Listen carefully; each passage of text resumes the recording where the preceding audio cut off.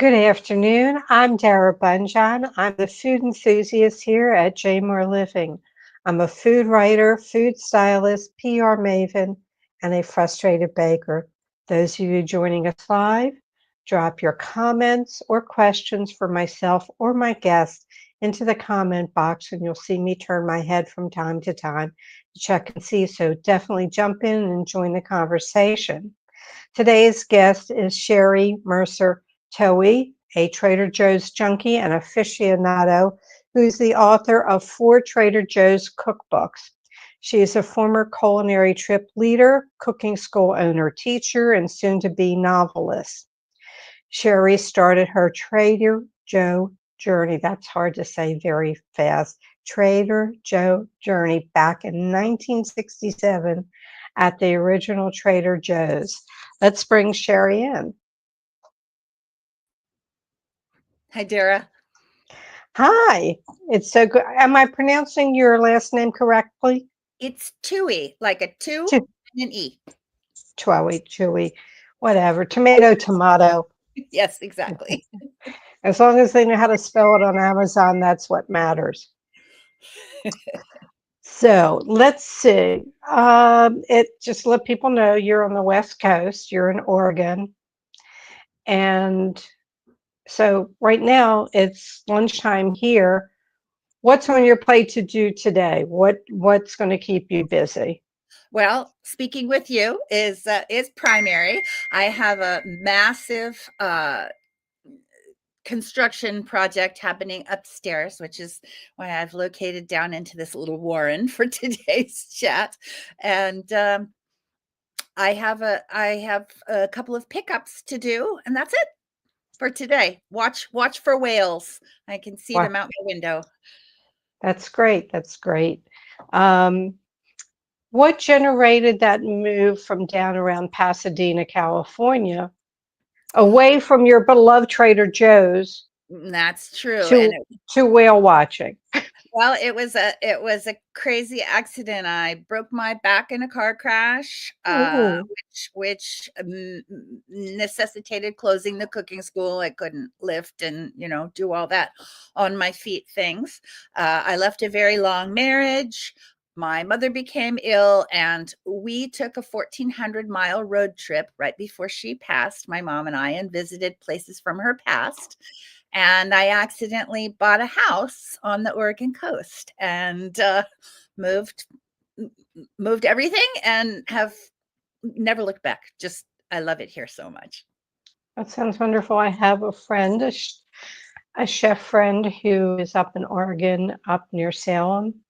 Okay. Um, yeah, and she used to work country clubs, and now she's teaching culinary in the high schools, Oh, close to fabulous. retirement. Yeah, I Fabulous. met her through Women Chefs and Restaurateurs, but I was also involved with International Association of Culinary Professionals, and which is an organization you were part of and certified culinary professional.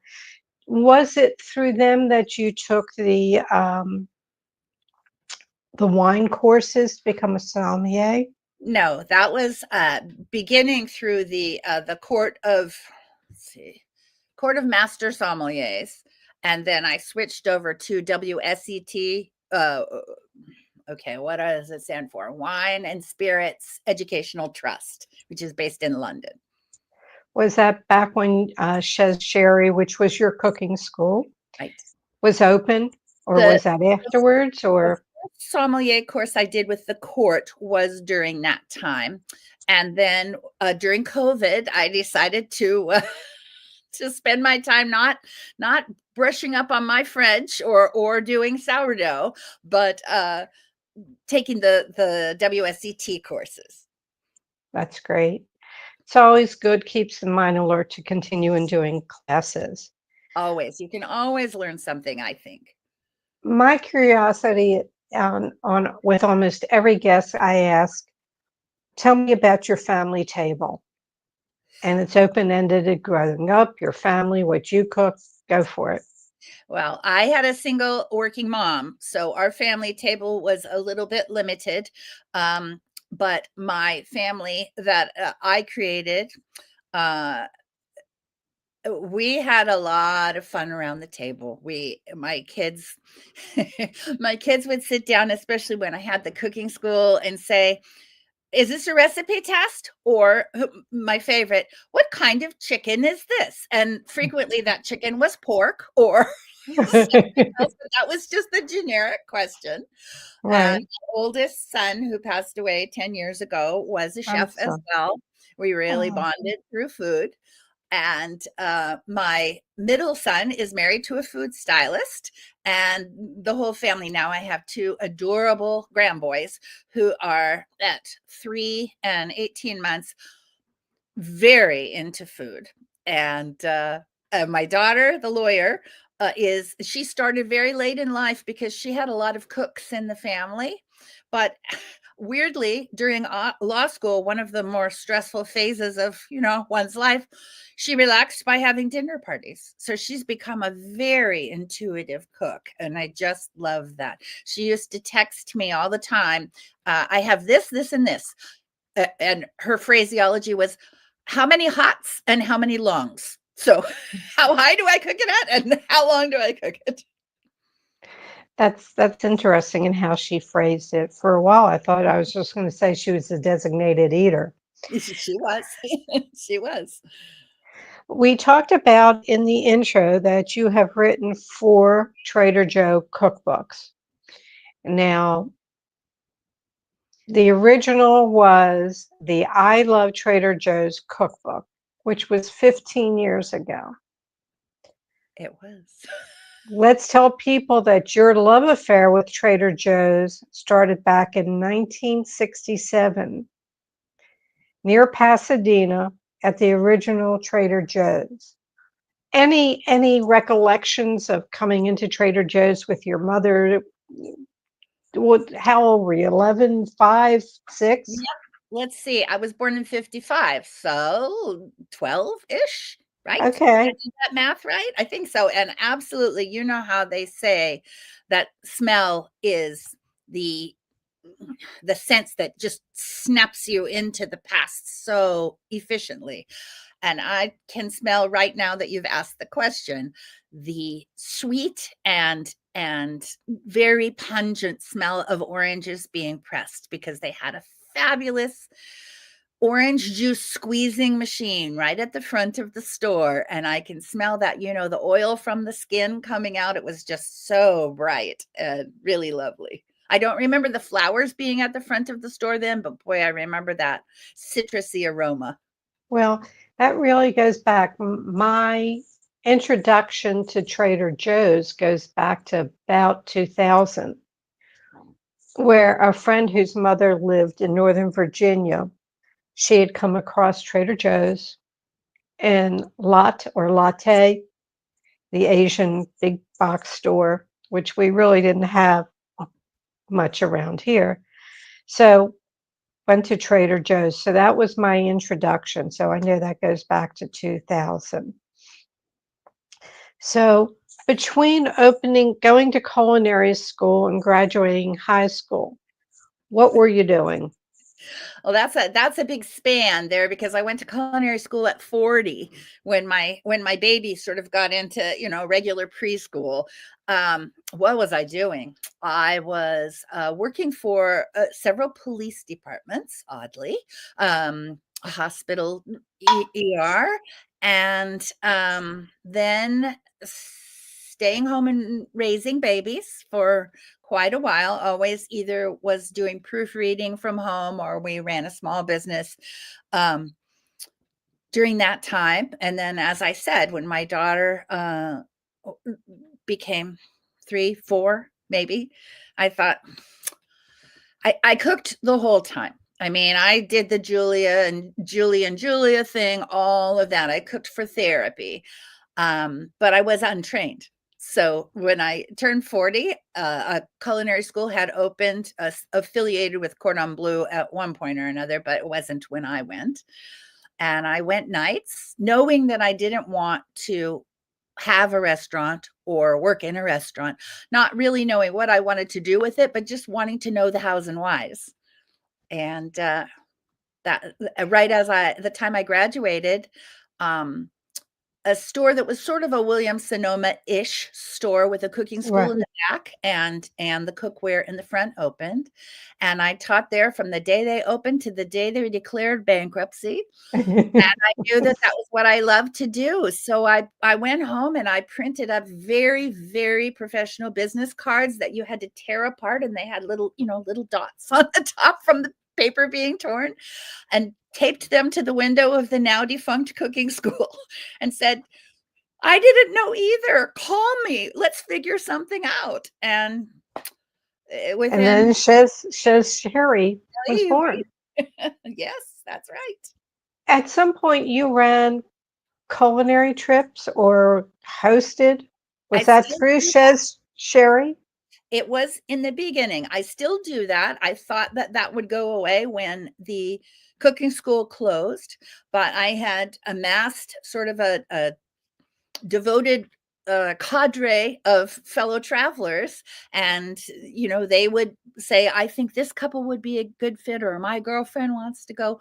So once I moved up here and didn't have the cooking school anymore, we started doing 2 a year instead of 1 a year, because I had to close the cooking school when we went, and we did that until COVID. Now we're coming back. It's been 1 year for most of the years since. So That's great. That's yes, great. yes. It's a dream to. I just wish Scotty was around that he could beam me to these places, because the travel part of it is a real pain.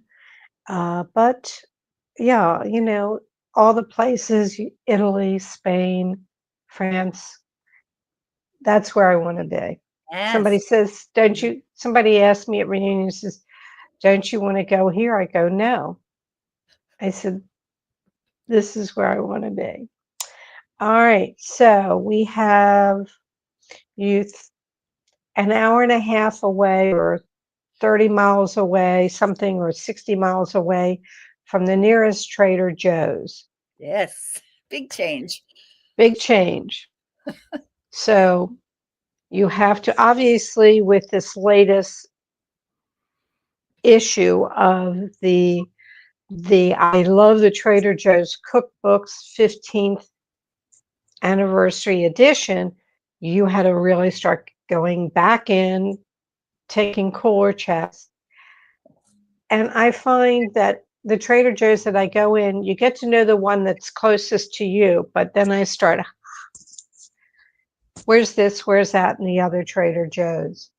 How did you was it a benefit to go into a new Trader Joe's? Did you find newer things because you were hunting for the old things? Absolutely. I almost said no when the publisher came to me proposing the 10-year anniversary uh, of the original book. Because I live so far away, I don't have a cooking school anymore. Just a lot of life changes, and I ran it past my very wise adult children, and they said, "Mom, wait a minute, let's talk this through. We like to be mentioned in the acknowledgments, so maybe you should pick this up." And they pointed out very accurately that many people make a Trader Joe's trip part of vacation or just as a destination for the day. And so I sort of started to look at it through that lens. And even though I am 3 hours round trip from several Trader Joe's, I try to go to different ones as much as I can, because just like you said, a different layout opens up your eyes in a different way. You might see, that cheese section is very packed. And you might see a cheese at a different Trader Joe's that you think, oh, my Trader Joe's doesn't carry that. And then when you go back to that Trader Joe's, they do carry it. It's just you didn't notice it because you were looking for your this or that. So Right, I encourage people to try to get to different ones because it's a new sight. right. I think in 2010 was your first Trader Joe's cookbook. Is that right? I can't do that math, but I guess I think it was 2009, but yep, It your math probably published in 2010, could be. because if this is the 15th anniversary, it has to be 2010. So the party cookbook, did that come before uh, the I Love Trader Joe's cookbook world? Did that come before Yes, that? that was the second And one. Party was right in the middle. okay, just to let people know, come this fall, an updated version of the I Love Trader Joe's cookbook. That's a mouthful. Party book will be out this fall. And let's, I mean, there's a gazillion things in Trader Joe's. You actually met the founder, who was a Joe Columbi, Colum. Colum, and he sold it. It started in 1967, which is when you found it, and he sold it in 1979 to Aldi. So some people were surprised they don't realize that Aldi owns it. But let's talk certain things. I'm going to pull it up, everybody. This was the killer. This was the everything bagel seasoning. You couldn't find it on the shelves. They were sold out. Couldn't keep it. How would you recommend people using the everything bagel seasoning? I mean, there are so many uses for it. I like to just do a smear of cream cheese kind of on a board. I'm not that into the boards of the day, but just on that or on some feta, just to, give it a little zhuzh, on salmon, I mean, it's just a really great blend. It's got a little crunch. It's got all the flavors that a person wants. So it's very, very versatile. Right. Is there, if I say to you, pick out three things at Trader Joe's that are a must for you and adaptable to recipes, that's sort of an added addition. Go Okay. for it. As a former cooking school owner and a trained chef, people are aghast sometimes that I really rarely have fresh garlic in my kitchen. The frozen garlic cubes I find indistinguishable from fresh.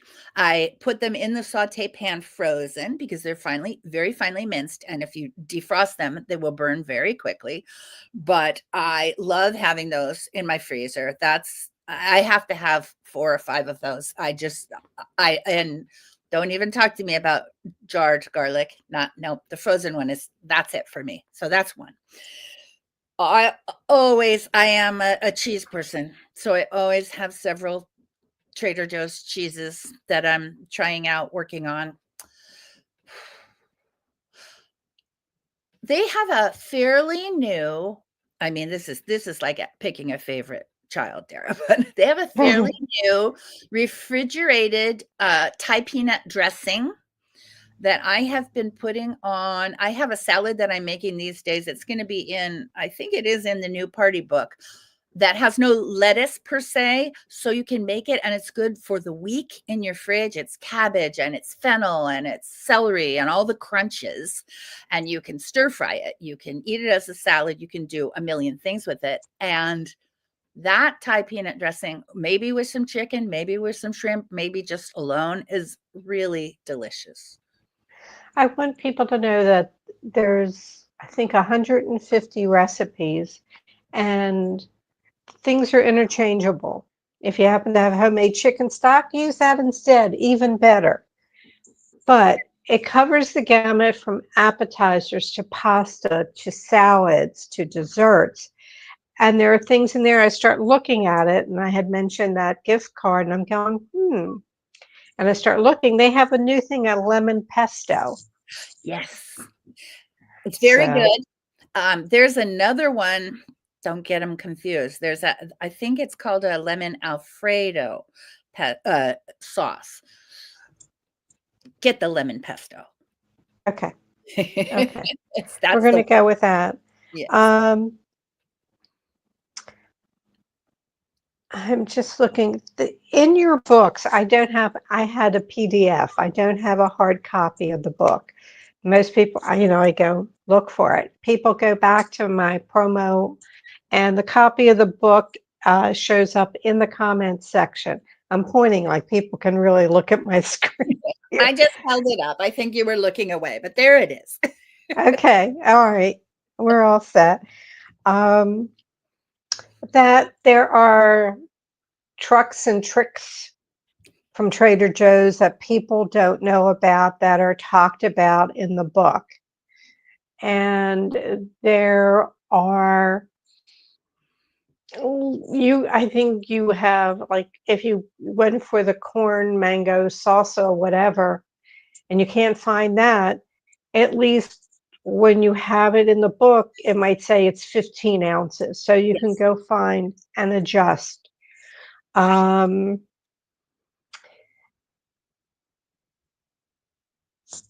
what recipe might remain in the 15th edition that might have been in the original? There is an asparagus tart that I've seen a lot of places since I wrote that cookbook, but it was pretty innovative at the time. It's got a layer of caramelized onions on their fabulous puff pastry, which is seasonal and needs to be hoarded. I know that's a controversial word, but we have to do that sometimes with Trader Joe's. And if I get to November and I don't have 6 boxes in my freezer, I'm nervous because it is all butter puff. If you're not going to make your puff pastry yourself, and I'm not, it's an excellent product. So it has a layer of caramelized onions. It has a layer of Gruyere. It's got the asparagus, which is perfect now, and some orange zest on the top. Very pretty. People love it. It's a great bring along, either to a picnic or to somebody's house. And I'm just off the top of my head, I'm picking that one.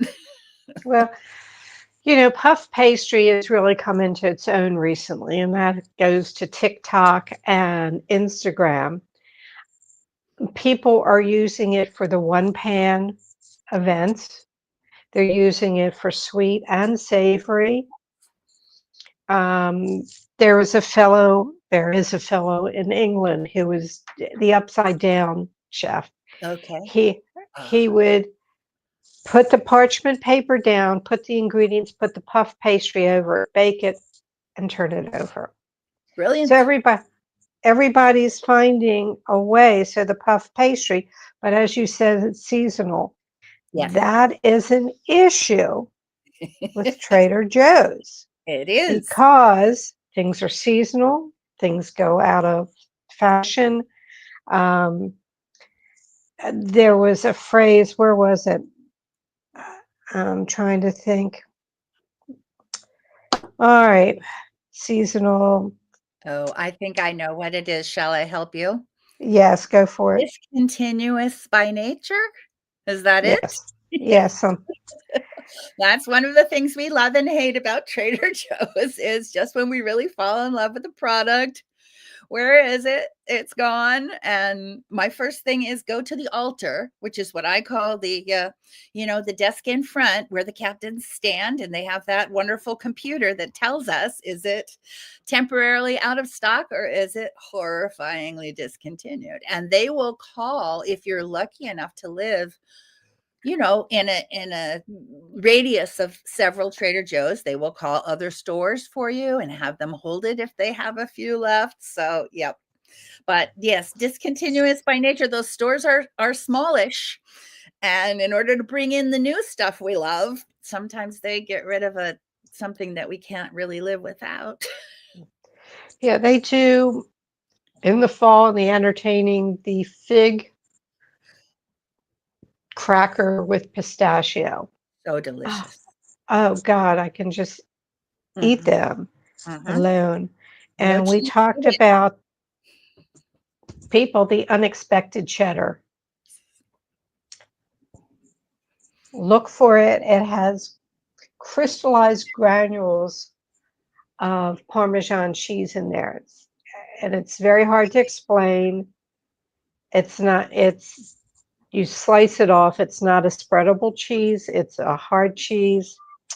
So if that's a recommendation, I buy the fig crackers. I buy the cornichons. So I pulled, you know, there we go, my cornichons, I got soy sauce. There's a lot that I get. And the flours, you can't beat the flours and the pricing on that. But in reading the PDF of your book, I'm sitting there going, I got this, I got that, I can do this for something different. And it's none of these recipes are huge. It's 4 to 6 people. If you're like me, if it says for 6, I know it's for 4 because I serve big. Yes. Actually, ages ago when I worked for Rand Spices, which was around 2000, I was speaking to the people at the main office at Trader Joe's because they weren't doing spices at the time, and I was trying to sell them on private label. It didn't work out. Tricks and trucks. So some of the tricks or the trucks is that if you see something that is not alcohol or spices that you can sample, you could ask one of the members to sample it. No, they don't want to put out a meal for you. But if you're curious about a cheese, what they'll do is they'll just sample the rest of that block of cheese to other people throughout the day. Right. And they end up selling more cheese. Any other things, special trucks that I'm missing? Let's see. Their return policy is very generous. I say this having not used it in a while, but I believe it's the same. And I know that your viewers would never abuse that. Abuse it. But right. You don't have to make up an excuse. It just didn't suit you. You didn't care for it. That's enough. And they will happily refund or replace or, substitute. And I think that is really great because once you know that, it really opens the doors to trying things that you might not otherwise try. And 9 times out of 10, because they have very good buyers, you fall in love with, a new product. So right. I do that all the time. I don't return all the time because I'm almost always very happy with what I've gotten. Right. Don't be that person who comes in with the empty wrapper and said, I didn't like it. Don't be the person who returns the dead Christmas tree to Costco, which I have heard of. Yeah.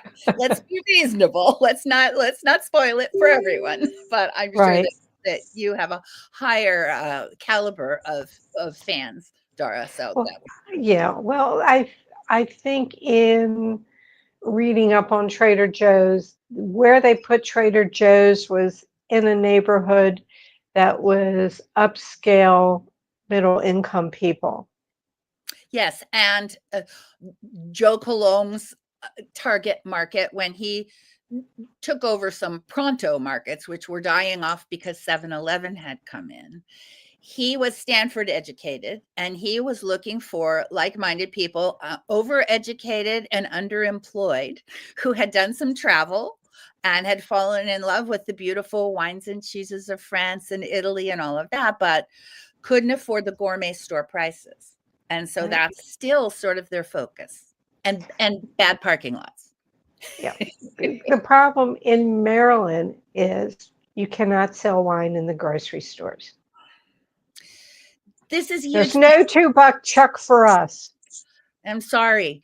In Oregon, they can sell wine and beer, but not hard alcohol. And in California, they can sell hard alcohol.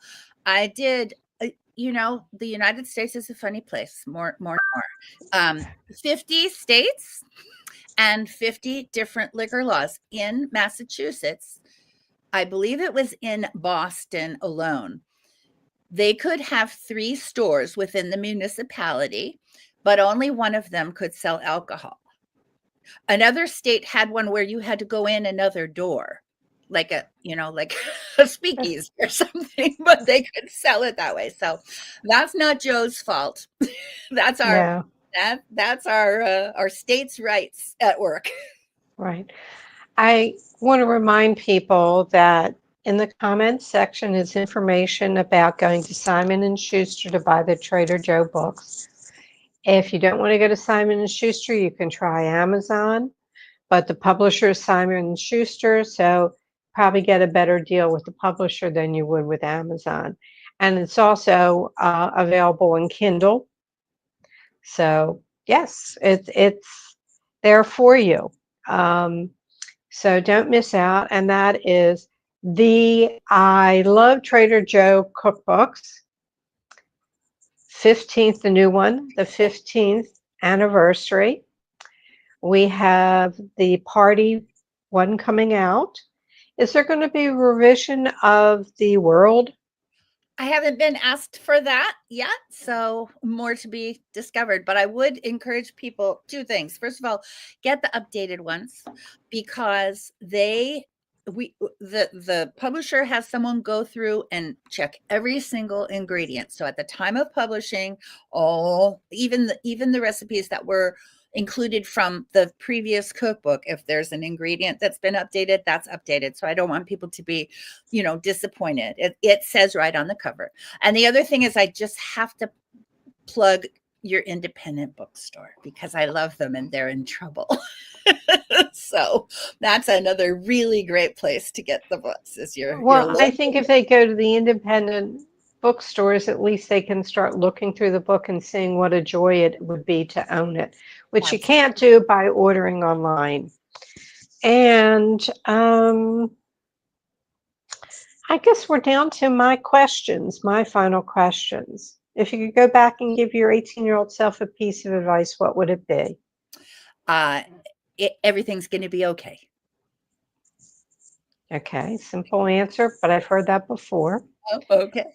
All right, and I think I already know the answer to this. What are the two things that must be in your fridge? Champagne and cheese.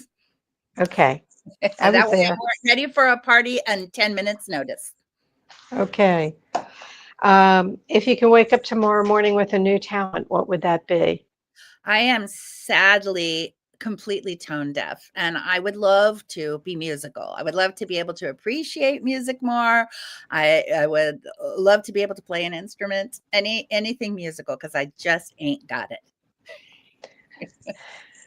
Okay. What's the best bite you've had all week? Our seasons are a little later here on the coast of Oregon, so we're just really in spring now. And I made a sourdough discard pasta, which I can't recommend highly enough. I came very late to the sourdough party. I resisted it during the 70s. I resisted it during COVID. And I have recently succumbed. And this sourdough is so easy and so delicious, just this little nuance of flavor. And I made a preserved lemon puree and some fresh peas, which of course I shelled on my deck into a metal bowl because you have to do that. And a little shrimp. And it was just glorious. Simple. Yeah. I find your recipes I'm an avid cook, so I look at your recipes and I go, no sweat. I mean, I didn't see anything in the PDF that went over one page. No, very simple.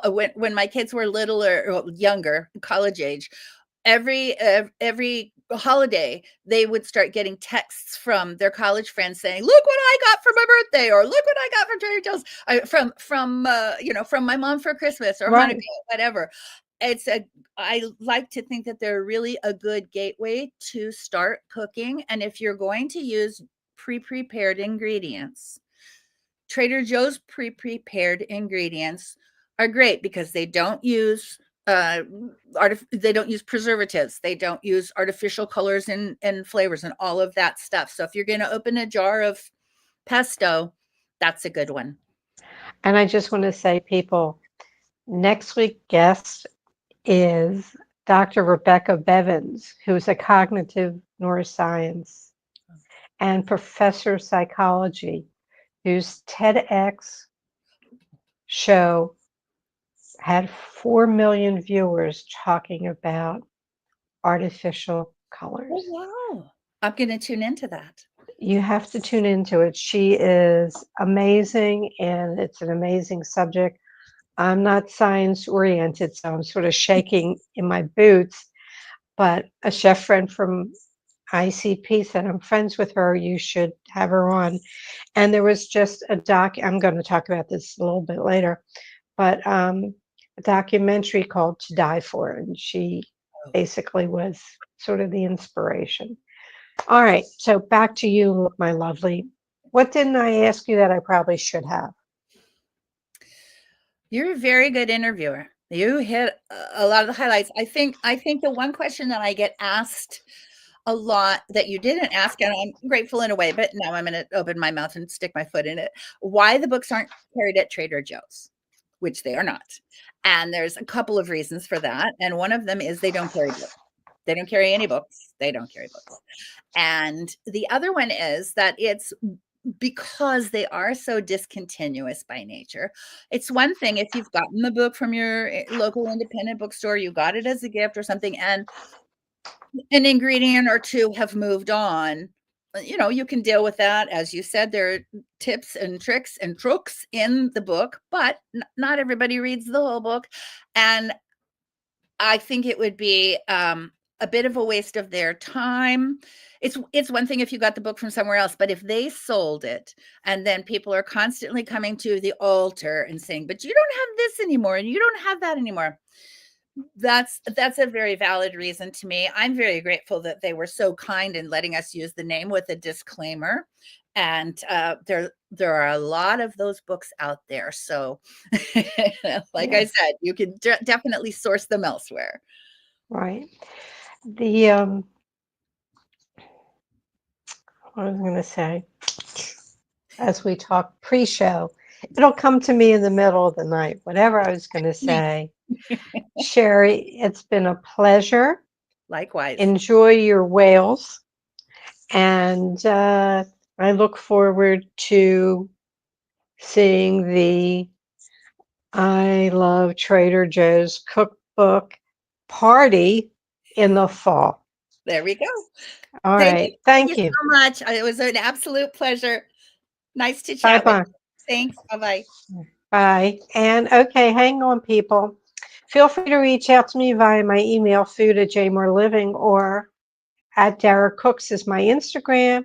And on Facebook, I do have the Food Enthusiast page that you can follow the shows or what I'm doing in food. I put it up there.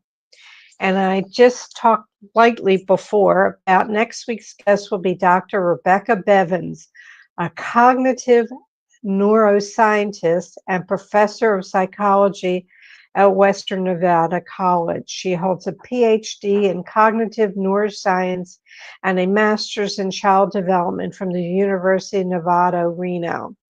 Her deep dive into synthetic food dyes began as a personal effort to help her son and grew into a national platform. She has since delivered a TEDx talk, appeared on numerous podcasts and radio shows, and was featured in To Die For, the documentary, which just aired recently.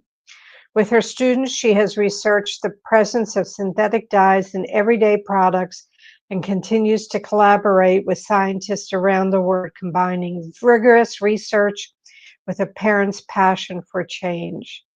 Her story is amazing, and I think you'll be surprised about the synthetic dyes. Do you know that they use a synthetic dye in instant mashed potatoes? You look, you see natural color, that's fine. Synthetic will cause effects, but you'll learn more next week. So definitely mark your calendar. You can sign up for jmoreliving.com's free This Week in Baltimore Eating newsletter. It actually should be every other week in newsletter because I think that's when it comes out. Go to jmoreliving.com, go up to the menu and click on connect and fill in your email address and you'll get the updates on recipes, the show, what's going on in food news in Baltimore. All shows are immediately archived in video form on Jmore Living's Facebook page and jmoreliving.com. We truly appreciate it when you share our show with friends and family. Feel free to go back into our video archives and enjoy past shows on our YouTube channel. Facebook is now erasing after 30 days live video shows. So eventually our archive on Facebook will disappear, but we do have them on YouTube on jmoreliving.com. So you can always check it out there. Thank you for tuning in. And like I always say, may your plates always, always remain full. See you next Thursday.